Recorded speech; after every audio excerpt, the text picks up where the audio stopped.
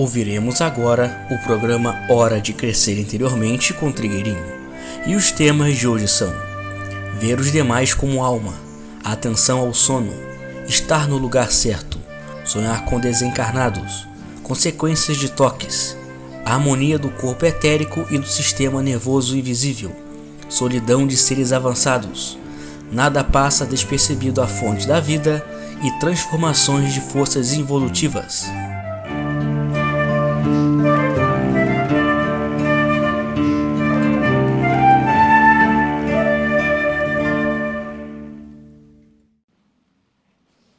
A pessoa diz que tem problemas para se relacionar com a maioria das pessoas. E só com muito poucas ela tem um relacionamento que flui. Que pode ser isto. Então, é sinal que você precisa buscar relacionamento com a alma das pessoas e não com a personalidade. Então, precisa treinar a ver através das pessoas, considerar que cada pessoa é uma alma e considerar que você está se relacionando com a alma, independentemente da pessoa.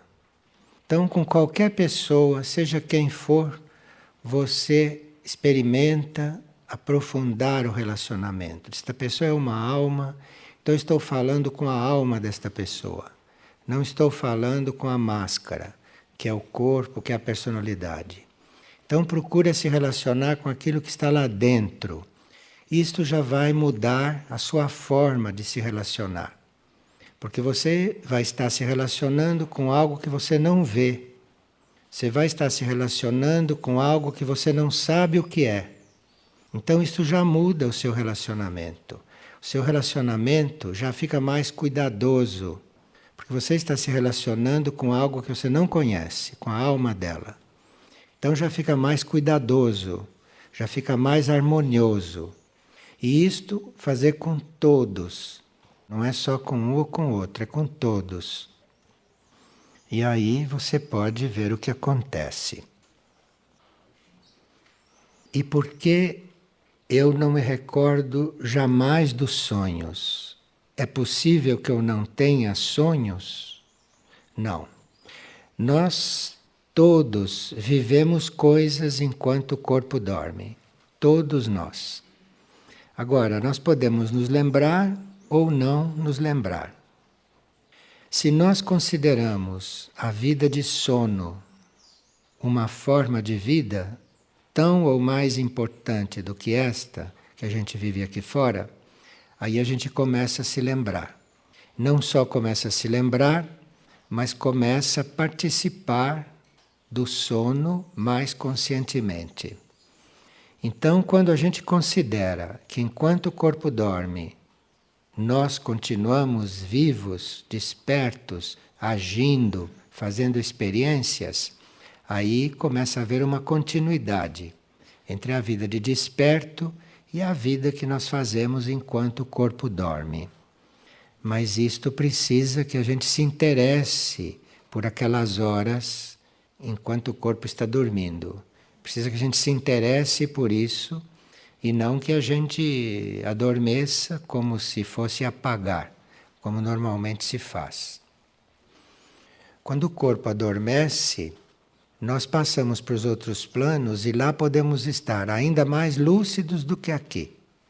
Mas precisa que a gente cultive isto, precisa que a gente faça isto como um hábito.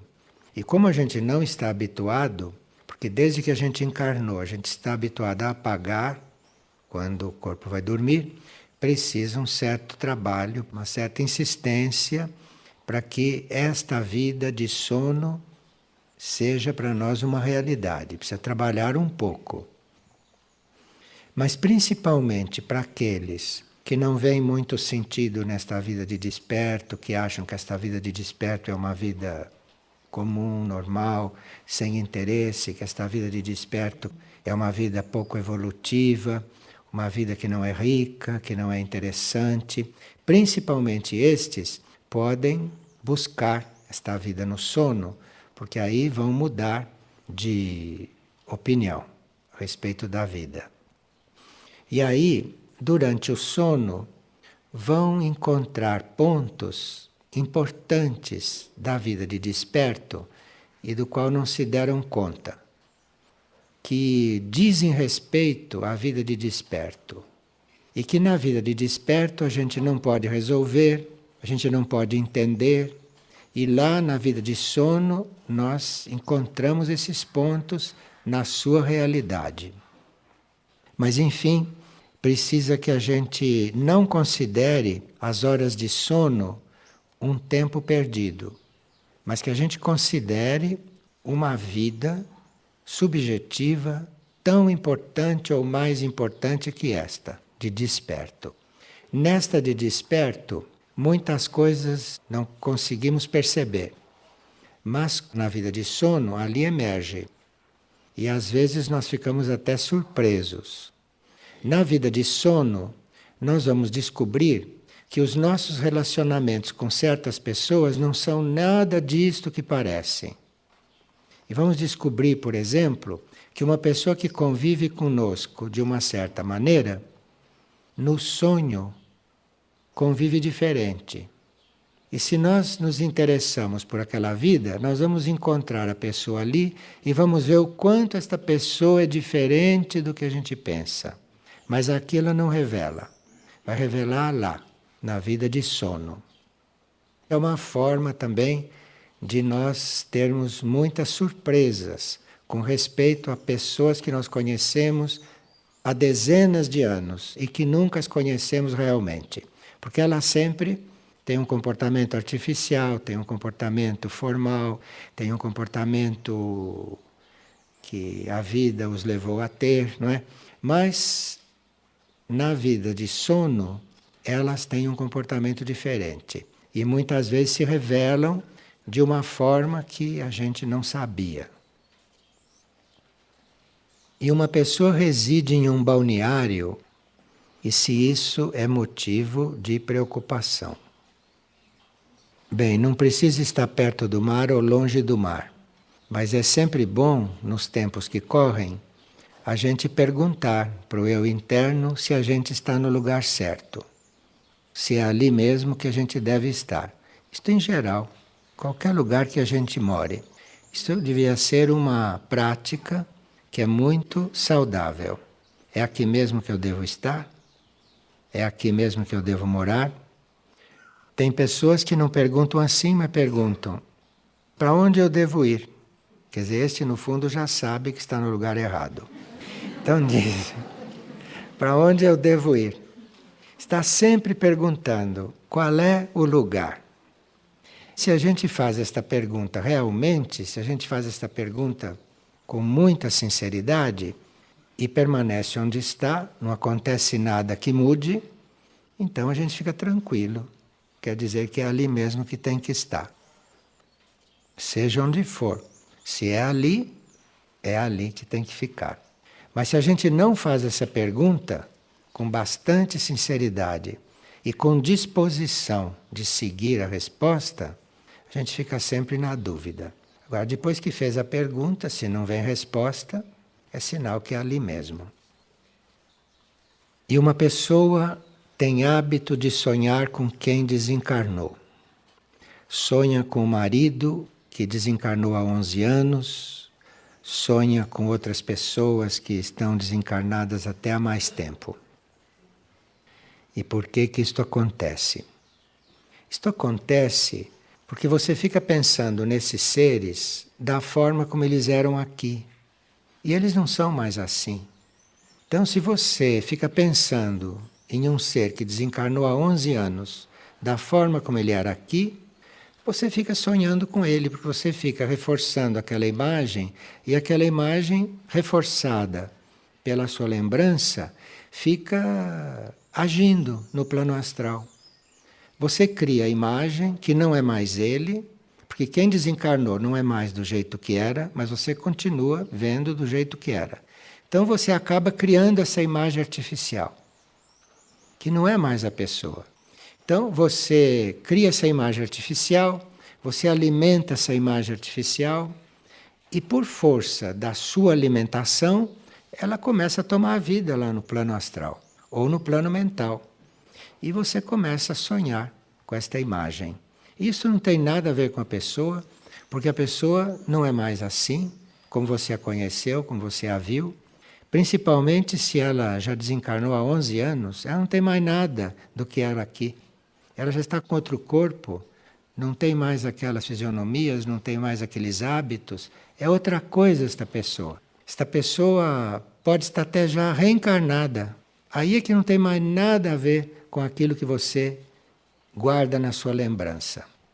Então você está literalmente lidando com fantasmas. Você está sonhando com gente que desencarnou há tanto tempo.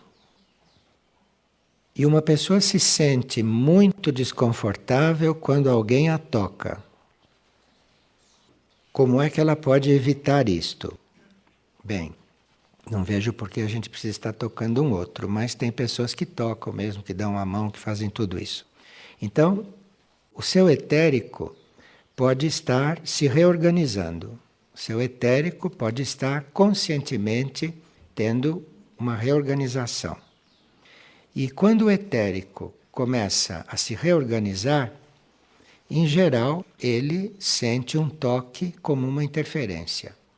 A não ser que seja um toque positivo que vá ajudar nesta reorganização. Mas se é um toque qualquer, se é um toque gratuito, em geral o etérico reage muito, se ele está se reorganizando. Da mesma forma o corpo astral.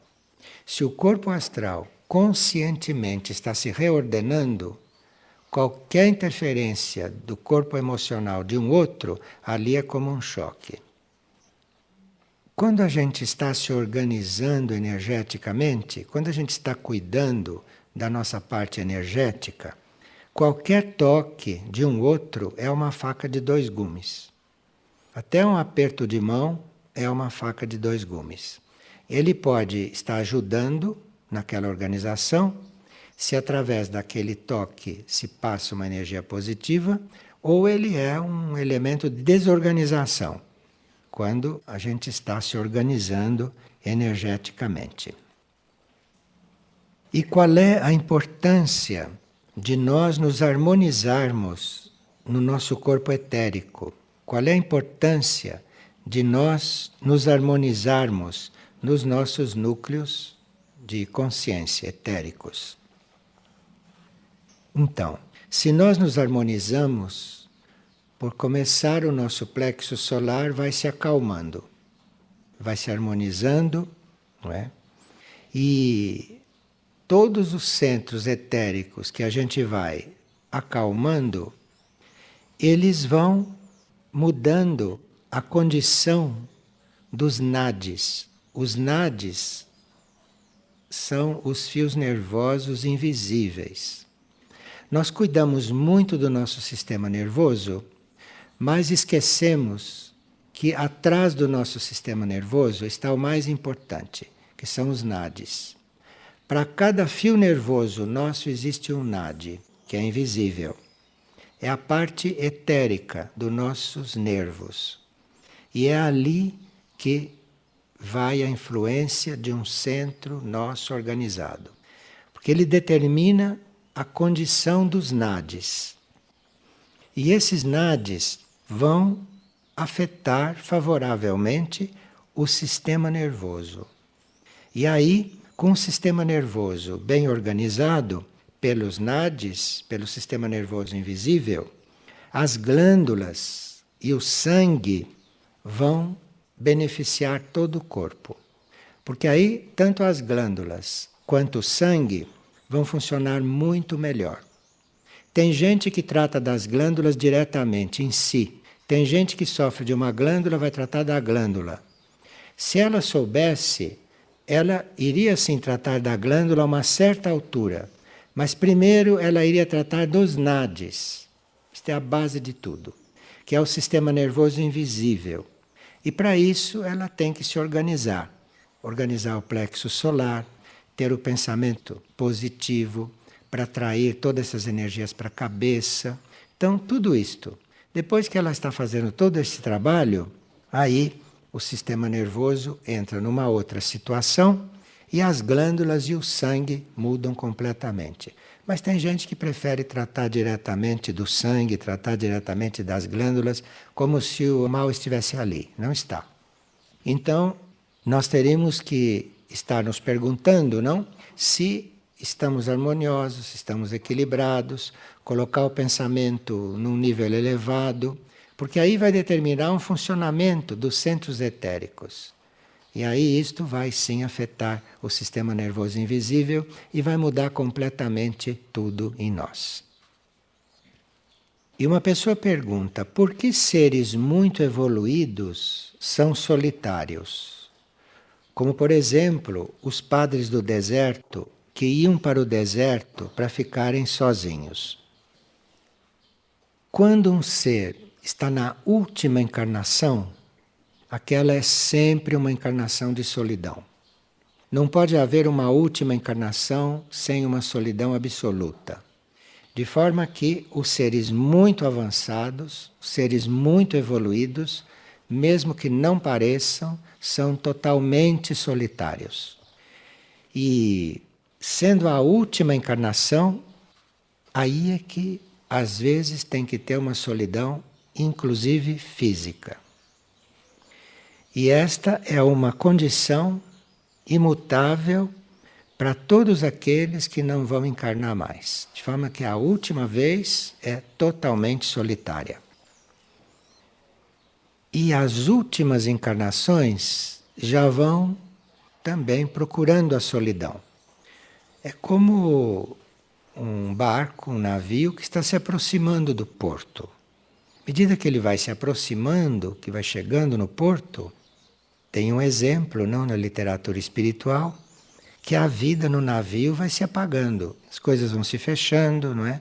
As atividades vão se encerrando, até que o navio chega no porto. E as pessoas já estão se ocupando do desembarque. Então, nas últimas encarnações, o ser interior já está se ocupando do desembarque. Mas não são encarnações solitárias. A última tem que ser absolutamente solitária, senão o ser não se desprende daqui. E uma pessoa enviou uma frase do livro A Criação, na página 83. O trecho diz o seguinte: é necessário ter presente que nada passa despercebido à fonte condutora da vida.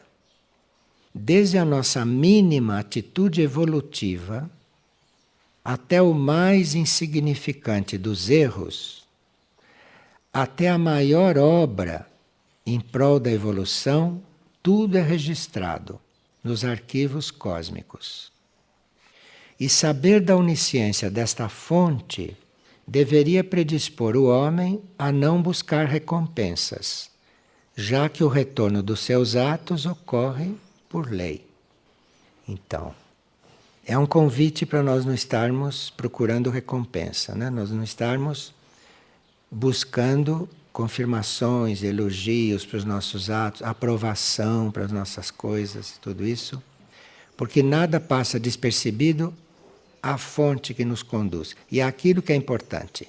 Ali fica tudo registrado. Então é para ali que a gente devia se referir. E não para o que as pessoas estão pensando. Não para o que as pessoas estão imaginando. E uma pessoa diz que tem pesadelos desde os 14 anos de idade. E que esses pesadelos começaram quando o seu pai abusou dele sexualmente. E como é que ele pode se libertar destes pesadelos? Se o seu pai abusou de você sexualmente, é porque ele estava atuado por forças muito negativas. Precisa que se esteja atuado por forças negativas para isso. E essas mesmas forças que atuaram naquele momento sobre o seu pai, saíram do seu pai e começaram a acompanhar você, as forças. De forma que os seus pesadelos são a presença dessas forças. Vocês veem no livro dos sonhos que pesadelos são causados por forças negativas que nos acompanham. Então, para essas forças negativas se separarem de você, precisa que você não considere seu pai um malfeitor, porque quem fez foram as forças que atuaram nele. Ele foi apenas um instrumento destas forças. Ele apenas foi fraco, mas quem fez mesmo foram essas forças. De forma que você precisa perdoar o seu pai, você precisa excluir o seu pai de tudo isto e saber que foram as forças as autoras disso. E assim, você sabendo que foram as forças, você não as alimenta mais, porque elas estão buscando em você o que elas buscavam no seu pai, o mesmo alimento. Do seu pai elas conseguiram e agora estão. E se você as considera ainda presentes através da recordação disto, essas forças continuam com você. E em você, elas não estão atuando como atuaram no seu pai. Em você, elas estão formando os seus pesadelos. Elas estão fazendo um outro trabalho. De forma que você desligue a ideia de que foi seu pai que abusou de você, porque não foi, foram as forças. Porque aí elas não vão mais se alimentar de você, você não vai alimentá-las mais. E aí você vai se desligar disso e os pesadelos vão terminar. Quando uma força negativa não encontra em nós alimento, ela se desliga ou ela se desvitaliza. Se nós sabemos lidar com isto, elas vão se desvitalizando aos poucos. Mas se nós não sabemos lidar com isto, nós podemos não alimentá-las mais e elas podem então se separar de nós e ir buscar um outro. Aí nós temos que ver como estamos trabalhando. Se diante das forças negativas que estão atuando sobre nós ou que estão rodeando, se nós estamos fazendo um trabalho sobre elas ou se estamos apenas as evitando e as expulsando. Se nós estamos as evitando e até expulsando, quase certo que elas vão sair dali e vão para outro. Agora, além de não se deixar levar, se você as dissolve, e aí precisa contato com o alto, precisa buscar ajuda nos planos internos, precisa pedir ajuda para as hierarquias espirituais que cuidam da cura. Então aí elas vão sim se desalojando, mas vão enfraquecendo. Mas não são todas as pessoas, são raras as pessoas que cuidam das forças negativas, que transformam as forças negativas, em vez de apenas expulsá-las. Há pessoas que não têm prática para lidar com as forças negativas, não, sem se deixar influenciar. Então é melhor mesmo que elas expulsem. Mas com isso elas estão mandando para outro. Alguém vai recebê-las. Alguém que tem porta aberta vai recebê-las. Então, um verdadeiro místico, um ser a serviço, não vai fazer isto. Não vai expulsar suas forças para outros. Mas ele vai procurar uma forma ou de dissolver aquelas forças ou de transformar aquelas forças. Então ele vai se transformando e vai fazendo um trabalho sobre aquelas forças. Mas aí precisa ter prática. E nem sempre a gente tem prática. E quando se pede para elas serem expulsas, aí vem uma força que as expulsa. E cada caso é um caso. E para esta pessoa que está lembrado ainda dessas coisas do pai e dessas forças, tem esta frase na página 42 do Ex-Viajante Cósmico, que eu abri o livro e deu nesta frase. Diz o seguinte: é pelo que vai exprimir-se um dia neste planeta que deves trabalhar, e não pelo que está em decomposição. Então, se tem uma coisa em decomposição, deixe isto. Você vai trabalhar por aquilo que tem que ser. Você vai trabalhar por aquilo que um dia o planeta deve ser, aquilo que um dia o seu pai deve ser, aquilo que um dia você deve ser. Você vai trabalhar por aquilo que deve ser e não vai ficar preso no que aconteceu, o que já foi.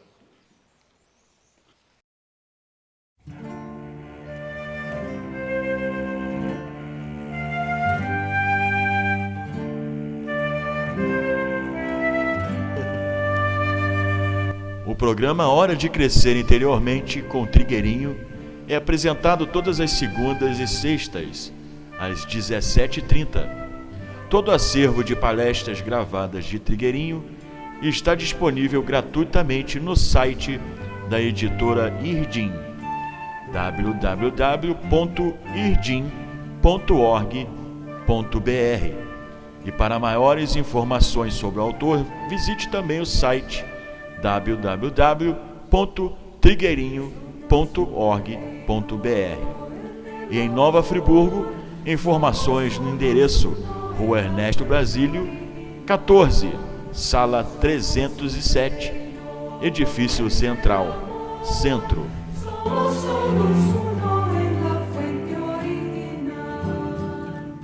Somos aguas subterráneas